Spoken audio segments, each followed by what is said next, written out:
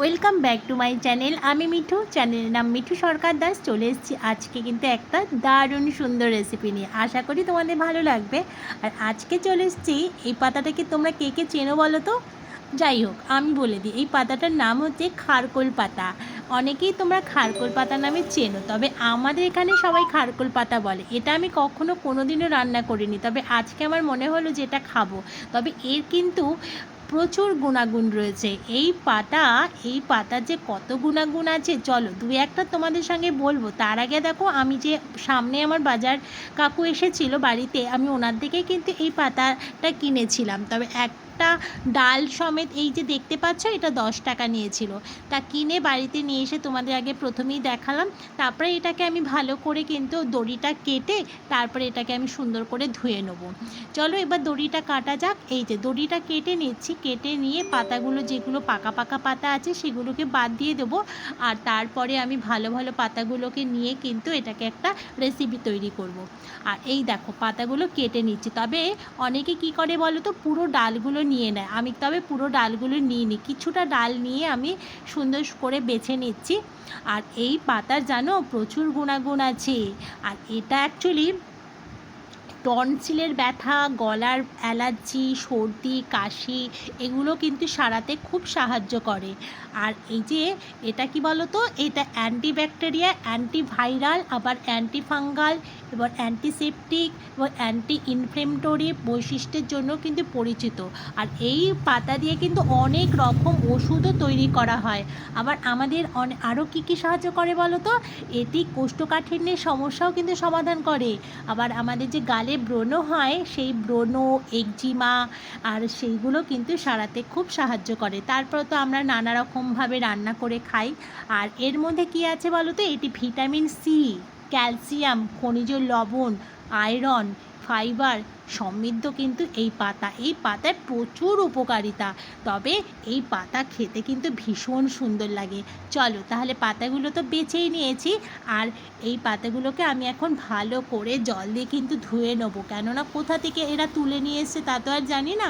আর এটা অনেকে না খারকোল পাতা বলে, কেউ কেউ আবার ঘাটকোল, তারপর ঘাটকোল, খারকোল, এইসব এক একজন এক এক রকম নাম বলে। আবার কেউ কেউ বলে কি বলো তো, ঘেটে কচু, যাই হোক আমাদের এখানে খারকোল পাতা বলে। চলো ভালো করে তো ধুয়ে নিয়েছি। আর ধুয়ে নেবার পরে আমি কিন্তু কড়াইতে একটু জল বসিয়ে দিয়েছি। আর এই জলের মধ্যে আমি 1 চামচ লবণ দিয়ে দিলাম। এবার লবণ দিয়ে এই শাকগুলোকে কিন্তু জলের মধ্যে কিন্তু আমি একটু বয়েল করে নেব। আর বয়েল করে নিলে কী হবে বলো তো, সব জীবাণুগুলো নষ্ট হয়ে যায়, সেই জন্যই কিন্তু বয়েল করা। তবে অনেকে কিন্তু বয়েল করে না, কাঁচাই বাটে, তবে আমি কিন্তু কাঁচা বাটবো না। এবার আমি বয়েল করি, তোমরা কিন্তু সঙ্গে থাকো, দেখতে থাকো। তবে এই কচু নয়, খারকোল পাতা বাটা, ওহ কী যে খেতে লাগে! তোমাদের সঙ্গে আজকে পুরোটাই শেয়ার করব। দেখো কি সুন্দর কিন্তু এটা বয়েল হয়ে গেছে, পাতার রঙটাই কিন্তু চেঞ্জ হয়ে গেছে, তাই না বলো? চলো আমার তো এটা বয়েল হয়েই গেছে। আমি এবার জলটাকে ঝরিয়ে নিয়ে আসি। দেখো জলটা ঝরিয়ে নিয়ে এসে কয়টুকুনি পাতা হয়ে গেছে। এবার এটাকে কিন্তু আমি কি করব, চলো স্টেপ বাই স্টেপ তোমাদের সঙ্গে শেয়ার করে নিই। খুব গরম হাতে লাগছে, তার জন্য একটুখানি এরভাবে ছাড়িয়ে ছাড়িয়ে নিলাম। নিয়ে এবার কড়াইটা গ্যাসে বসিয়ে দিয়েছি। সর্ষের তেলে কিন্তু আমি এটাকে এখন মানে রেসিপিটা শুরু করব। জলে সর্ষের তেলটা দিয়ে দিয়েছি। এবার তেলটা গরম হয়ে যাবার পরে আমি কিন্তু এর মধ্যে কিছুটা কালো জিরে ফোড়ন দিয়ে দেবো। আর কালো জিরে দেবার পরে আর কাঁচা লঙ্কা দেবো, আর রসুন, কতগুলো রসুন আর কাঁচা লঙ্কা আর কালো জিরে দিয়ে ভালো করে কিন্তু ভেজে নেবো। ভেজে নিয়ে গন্ধটা বেরোনোর পর আমি কিন্তু ওই যে বয়েল করে রেখেছিলাম খারকোল পাতাগুলো এবার আমি কড়াইয়ের মধ্যে দিয়ে দিলাম।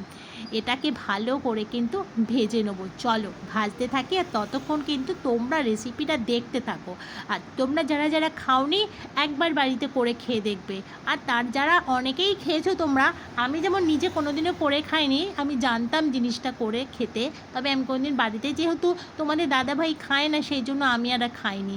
আজকে একটা দিদিভাই আছে, ও আর আমি দুজনে বলেছি খাবো, একা একা তার খাওয়া ভালো লাগে না খেতে, সেই জন্য আজকে করলাম। চলো দিদি আর আমিই খাবো। এই দেখো ভালো করে কিন্তু আমি এবার সুন্দর করে কিন্তু এটাকে ভেজে নেবো।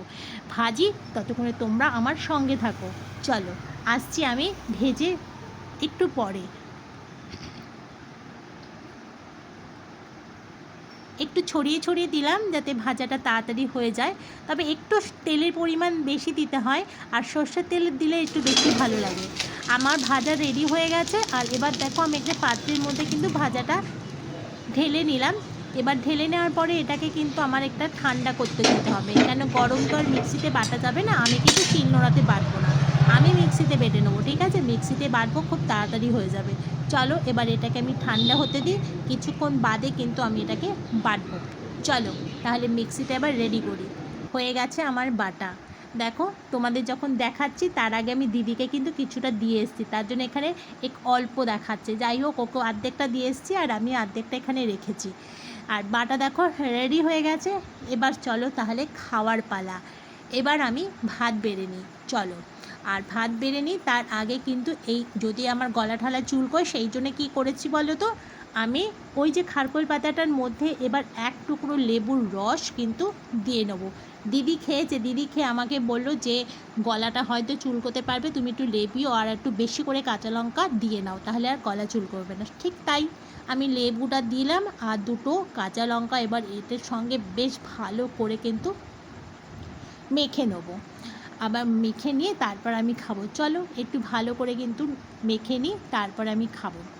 খেতে কিন্তু সত্যি কথা ভীষণ ভালো লাগে, তবে গরম ভাতে খাবে, ঠান্ডা ভাতে খাবে না। ঠান্ডা ভাতে একদমই ভালো লাগবে না। আশা করি এই রেসিপিটা তোমাদের ভালো লেগেছে। অবশ্যই ভালো লাগলে একটা কমেন্ট, একটা লাইক কিন্তু করে যেতে হবেই হবে। তোমরা কিন্তু লাইক দিয়ে তবে ভিডিওটা দেখা শুরু করবে। দেখো এবার আমি সুন্দর করে কিন্তু কাঁচা লঙ্কাটা লেবুটা দিয়ে আমি এই পাতাটা সুন্দর করে মেখে নিচ্ছি। তারপর আমি এবার খাবো, শুকনো ভাতে খাবো, কিন্তু অন্য কিছু দেবো না। চলো, তার সঙ্গে তো আমার আজকে মেনুটা দেখতেই পাচ্ছ, আলু সেদ্ধ, পটল সেদ্ধ, শসা আর ডিম সেদ্ধ, এটাই ছিল আজকে আমার লাঞ্চের মেনু। এবার চলো একটু ভাত দিয়ে এটা মেখে খাই। কতক্ষণে খাবো সেটাই আমি খালি চিন্তা করছিলাম। ওহ, খেতে যে কি ভালো হয়েছে না। আমি প্রথম ভাবছিলাম যে গলাটা হয়তো চুলকোবে, না গলাটা সত্যিই চুলকায়নি। দিদিভাই আমাকে একটু ভয় দেখিয়ে দিয়েছিল।